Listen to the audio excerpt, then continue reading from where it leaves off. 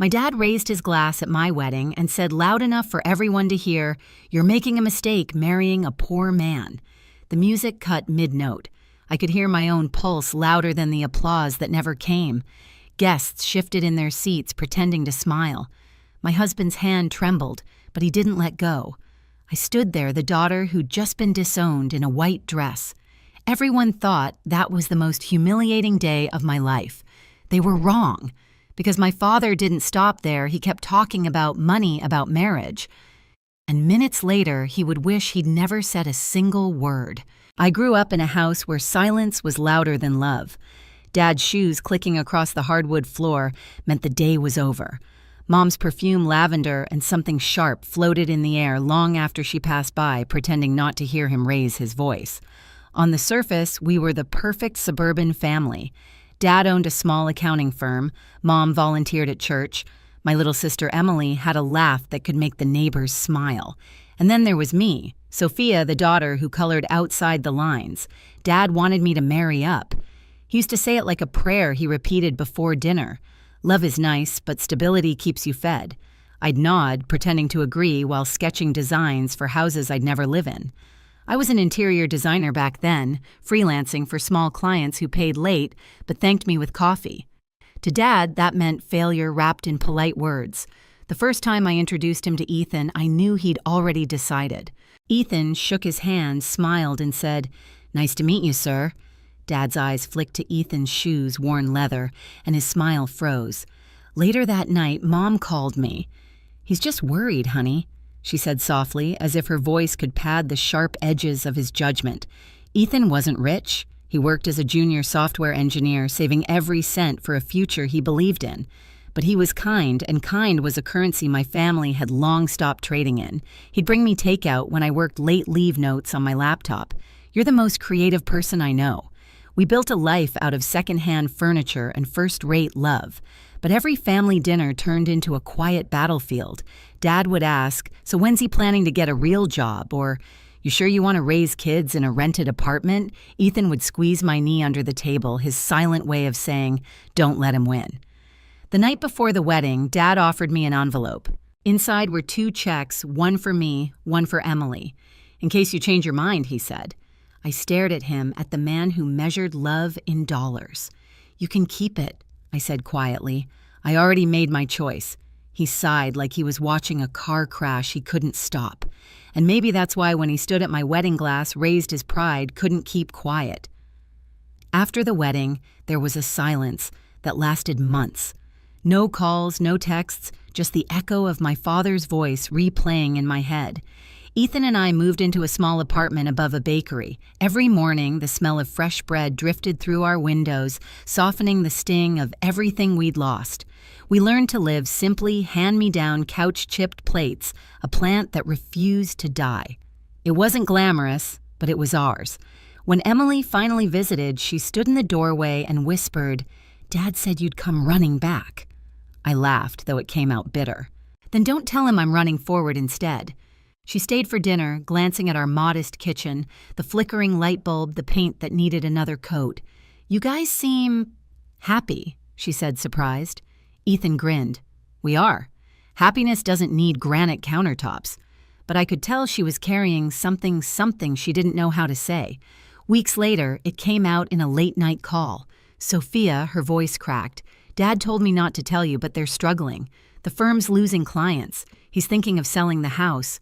I went quiet. I didn't feel satisfaction, just a strange ache where anger used to live. Then came the wedding anniversary dinner. Mom called, said Dad wanted to make peace.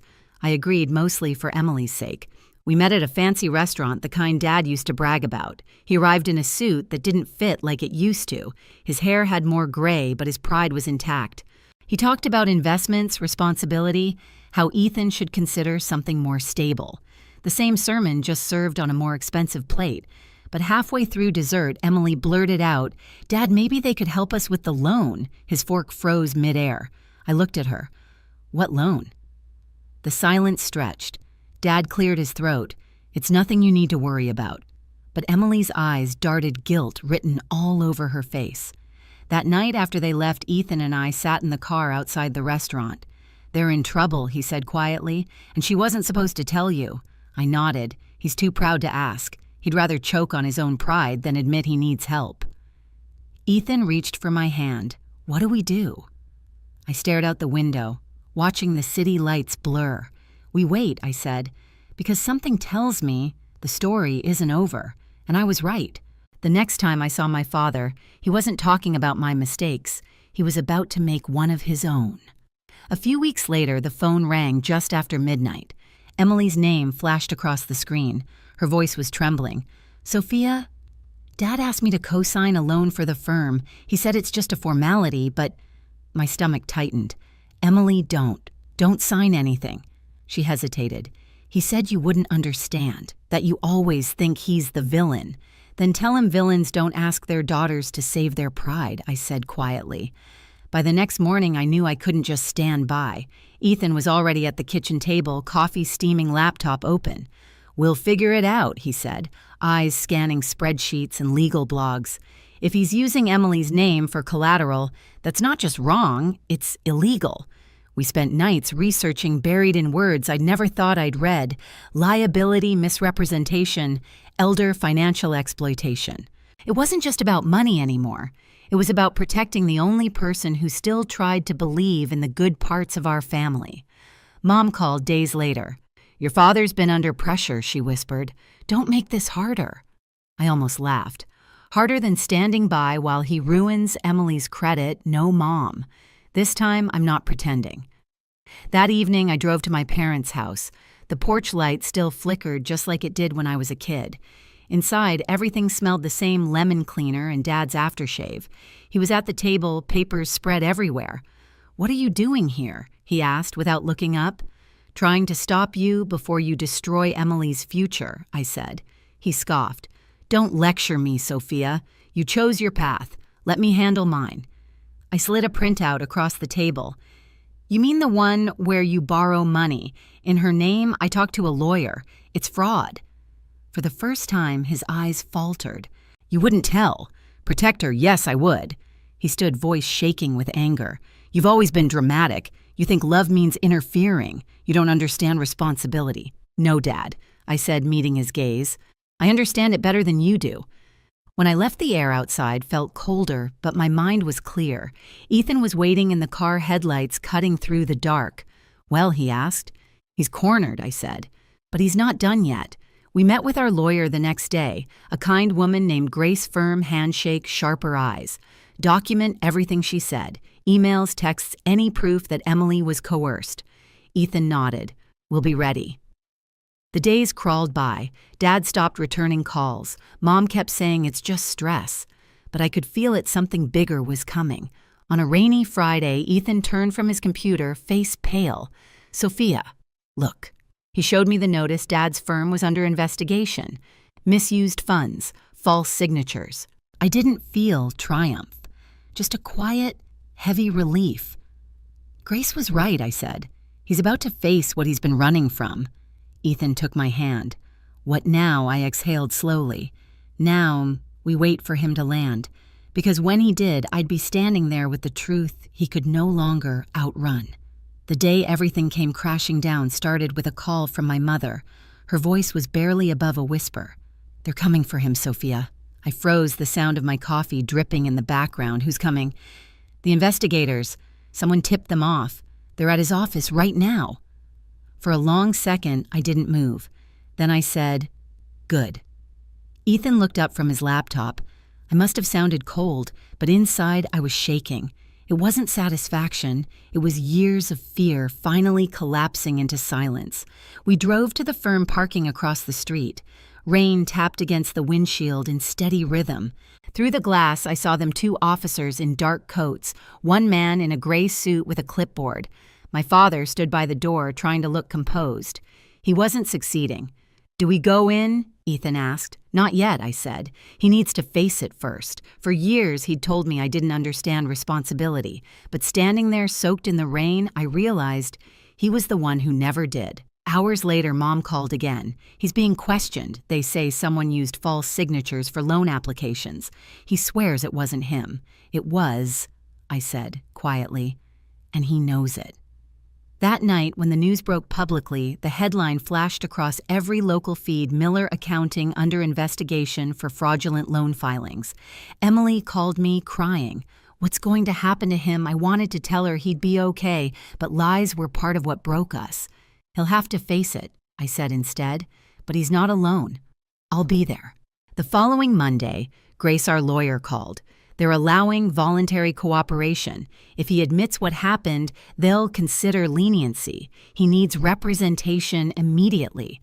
I said, he'll never ask. Then you'll have to show up before pride buries him. So we did. Ethan and I drove to the courthouse the next morning. The sky was bright, painfully clear, as if mocking how heavy everything felt.